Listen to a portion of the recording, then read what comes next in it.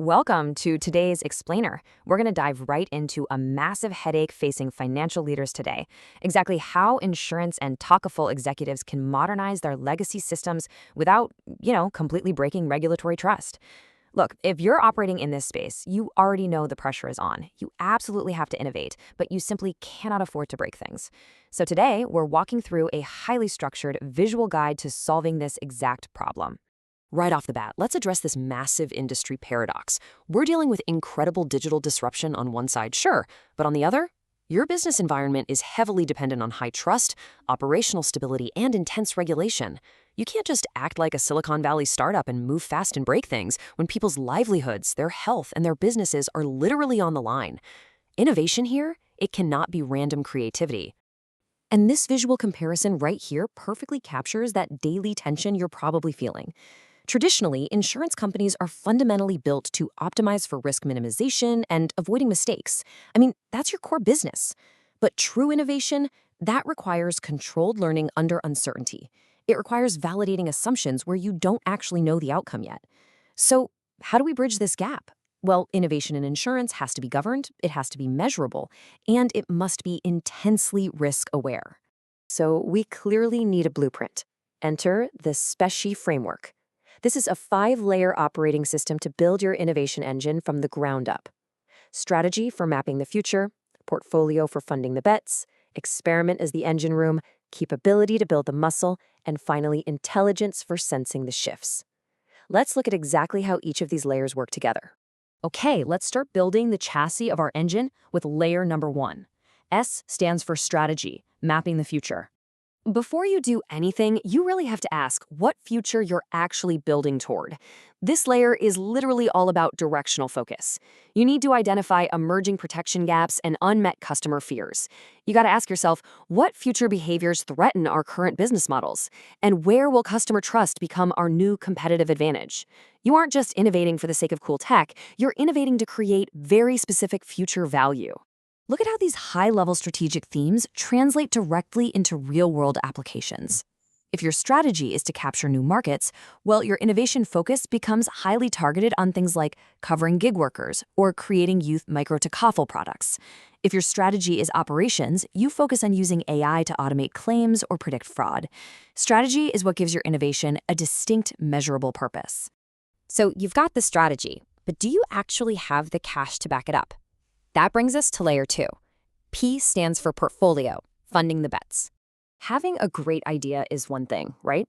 But this layer is about consciously managing your innovation exposure instead of just accidentally avoiding it. It's about looking at your budget and asking, what are we actually funding? You have to allocate and balance your bets. If you put all your money into long-term wild disruption, you might run out of runway. But if you only fund short-term fixes, you're going to be obsolete in 10 years.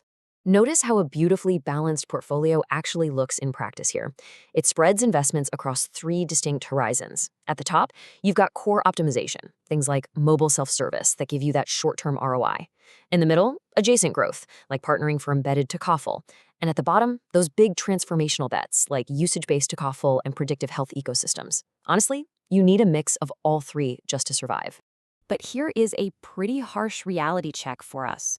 Most insurers drastically overfund operational certainty and severely underfund future uncertainty.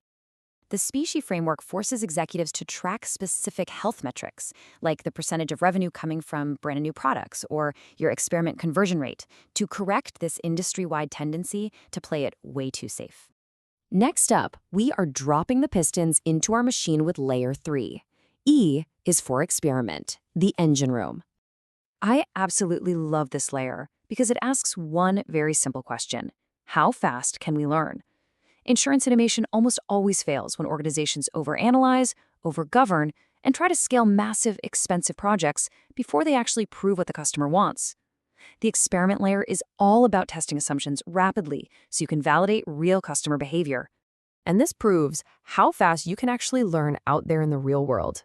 Instead of spending millions building some massive new claims portal, why not run a claims experience pilot using a simple WhatsApp submission? Instead of overhauling your entire motor line, just run a small pilot on paper trip protection.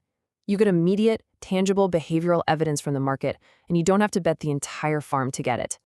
The crucial takeaway here is that you aren't just guessing, you are meticulously tracking data. By tracking learning velocity, you're monitoring the speed of your insights. You're tracking your cost to learning, which measures your efficiency. You are literally taking the act of learning and turning it into a measurable, manageable, operational metric. So we've got the engine running, we're learning fast, but now we need to reinforce the mechanics. That brings us to layer 4. C stands for capability, building the muscle. This layer asks a tough question: can we innovate repeatedly? Many operators, particularly in the takaful space, really struggle with digital immaturity, slow innovation speed, and fragmented customer experiences just because of legacy dependency. The capability layer systematically exposes these internal gaps and forces you to build real institutional strength. Let's rapidly step through these 5 capability muscles. You have to train your leadership on leading through ambiguity. You need teams that are highly skilled in design thinking. You need technology that actually enables APIs and data infrastructure. But notice that culture shift right in the middle. Moving from avoid mistakes to learn responsibly is the absolute linchpin here. If you don't change the culture, those governance sandboxes and cool API tech, they simply won't matter. Finally, we wire up the onboard computer. Layer 5, I for intelligence, sensing the shifts. This is the piece that most other frameworks completely ignore. How do we sense and adapt faster?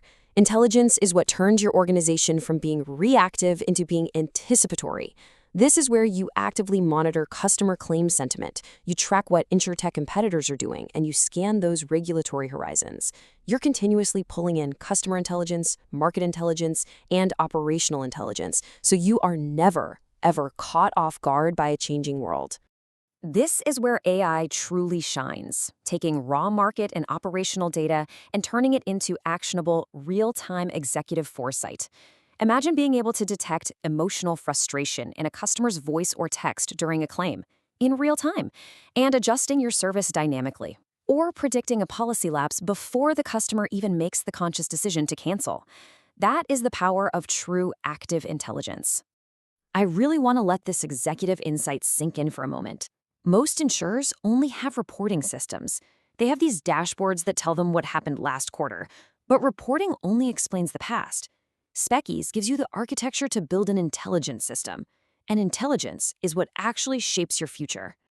All right, let's step back and look at the fully assembled machine in our final section, the complete operating system. When we map it all out visually like this, you can really see how it builds into one cohesive top-to-bottom flow. Strategy defines exactly where you're going. Portfolio allocates the money to get you there. The experiment tests your ideas in the real market quickly. Capability ensures your organization is actually strong enough to execute, and intelligence acts as the feedback loop, continuously sensing and adapting. It perfectly balances your need for operational stability with the undeniable necessity of future disruption. I'm going to leave you with this provocative thought to really challenge your current model. You already have departments for operations, you have teams for compliance, you have systems for reporting, but do you actually have an integrated innovation operating architecture? Because surviving the future of insurance in Takaful demands significantly more than just avoiding risks. It requires a system to actually build the future. Thank you for joining me on this explainer. I hope this visual breakdown of the SPECI framework helps you rethink exactly how your organization moves forward.